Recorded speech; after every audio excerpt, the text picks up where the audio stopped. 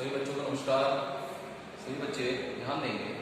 आज हम लोगों का कक्षा 7 में सामाजिक विषय भूगोल पाठ 5 वायुमंडल इसे पढ़ेंगे।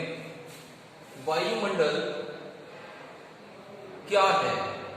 हमारा जो सौर परिवार है, सौर मंडल जिसे बोलते हैं, जिसमें सूर्य के अतिरिक्त 8 और ग्रह हैं और उसमें एक ग्रह पृथ्वी है। सिर्फ अभी तक ज्ञात हुआ है कि पृथ्वी ही एकमात्र ऐसा ग्रह है जिस पर जीवन पाया जाता है, और इस पर जीवन पाए जाने का जो एक मुख्य कारण है वो है वायुमंडल। पृथ्वी की सूर्य से दूरी की वजह से हमारी पृथ्वी के चारों ओर वायुमंडल है। वायुमंडल क्या होता है? ये पृथ्वी के चारों ओर एक गैस, बहुत सारी गैसों का एक मिश्रण है जो पृथ्वी के चारों ओर पृथ्वी को घेरे हुए है, जो हमें दिखाई नहीं देता। और इसमें भी प्रमुख रूप से 99% दो गैसों की मुख्य भूमिका है, जिसे हम बोलते हैं नाइट्रोजन जो लगभग 78%, ऑक्सीजन लगभग 21% पाई जाती है, और इसके अतिरिक्त 1% में आप कार्बन डाइऑक्साइड, हीलियम, ओजोन, इस प्रकार की गैसें पाई जाती हैं। इन सभी गैसों के मिश्रण से वायुमंडल बनता है। ऑक्सीजन सभी मानव जाति के लिए, जितने जीव जंतु पशु हैं, उनके जीवन के लिए बहुत आवश्यक है। नाइट्रोजन, जितने पेड़ पौधे हैं, इनके विकास में नाइट्रोजन महत्वपूर्ण भूमिका निभाता है, इसलिए दोनों ही गैस बहुत ज्यादा इंपॉर्टेंट है। अब वायुमंडल की परत, इसमें भी कई सारी परत होती हैं, क्योंकि वायुमंडल हमारी पृथ्वी से हजारों किलोमीटर की ऊंचाई तक फैला हुआ है।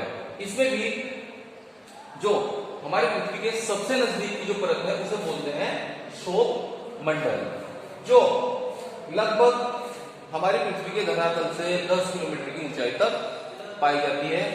इस क्षोभ मंडल में जितने भी मौसम संबंधी घटनाएं होती हैं, जैसे बारिश आती है, बिजलियां कड़कती हैं, तूफान आता है, ये सारी घटनाएं इस क्षोभ मंडल में ही होती है। इसलिए क्षोभ मंडल को एक अशांत मंडल के रूप में भी जाना जाता है। इसके पश्चात पृथ्वी के लगभग 50 किलोमीटर की ऊंचाई तक समताप मंडल पाया जाता है।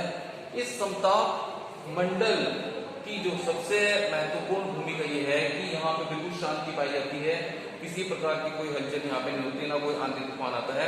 इसी वजह से इस मंडल में जितने भी हमारे एरोप्लेन वगैरह होते हैं, जहाज होते हैं, वो सारे के सारे इस समताप मंडल में ही उड़ाए जाते हैं। इसी मंडल में ओजोन की भी एक परत पाई जाती है, जो सूरज से आने वाली अल्ट्रावायलेट किरणें हैं, उनसे पृथ्वीवासियों की रक्षा करती है। इसके बाद तीसरा आता है मध्य मंडल। ये इसकी ऊंचाई लगभग 100 किलोमीटर पृथ्वी से के चारों तरफ 100 किलोमीटर तक ये मध्य मंडल है, जितने कि आप देखते होंगे कभी कभी आसमान में से तारे जो टूट के नीचे गिरते हैं, वो इस तरह की घटनाएं सब इस मध्य मंडल में ही होती है। इसके बाद चौथे नंबर पर आयन मंडल, जो लगभग 200 किलोमीटर की ऊंचाई तक पाया जाता है। इसमें इसकी महत्वपूर्ण भूमिका यह है कि जितनी भी रेडियो तरंगें होती हैं, ये पृथ्वी पर परावर्तित होती रहती हैं। जितने भी हमारे टेलीविजन के प्रसारण है, रेडियो पे जो हम न्यूज देखते हैं, सुनते हैं, वो सारी की सारी जो परावर्तित होती है वो इस आयन मंडल से ही होती है। अब पृथ्वी का सबसे जो लास्ट का एक जो परत है उसे बोलते हैं बाह्य मंडल। ये लगभग 500 किलोमीटर या उससे भी अधिक ऊंचाई तक पाई जाती है।